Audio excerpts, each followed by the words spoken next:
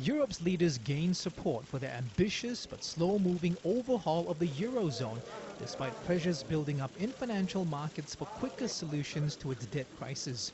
Europe told a G20 summit it intends to integrate its banking sectors, a step long called for by countries like the United States. US President Barack Obama said the sense of urgency was clear, and European policymakers understood what needed to be done. What's missing right now is just a sense of specifics and the path whereby that takes place. When markets see that, that can help build confidence and reverse psychology. So there are going to be a range of steps that they can take. None of them are going to be a silver bullet that solves this thing entirely over the next week or 2 weeks or 2 months. But each step points to the fact that Europe is moving towards further integration rather than breakup, and that these problems can be resolved, and points to the underlying strength in Europe's economies.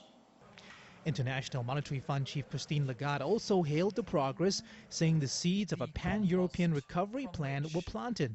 Lagarde says Eurozone countries have to work out short-term crisis management tools while also implementing long-term policies that promote economic recovery and growth. It doesn't matter if it takes a lot of time. It's got to be done well. But the two have to operate in parallel. The crisis management tools that can be used and the indication now of what the collective political determination is in order to build for the future this better union that many Europeans want, and certainly members of the Eurozone have expressed.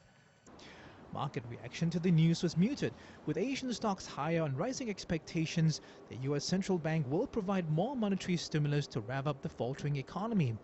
Investors are wary Spain will require a bailout after interest payments on its long-term debt rose above 7%, a level seen as unsustainable for Madrid.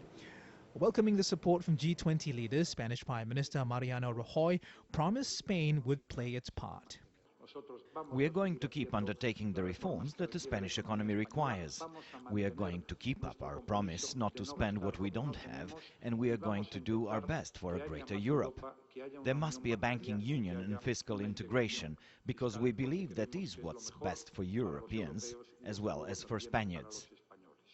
G20 leaders await a European Union summit next week, where officials say they will launch the long process of deeper integration with the aim of finalizing a broad plan by December. Arnold Gay, Reuters.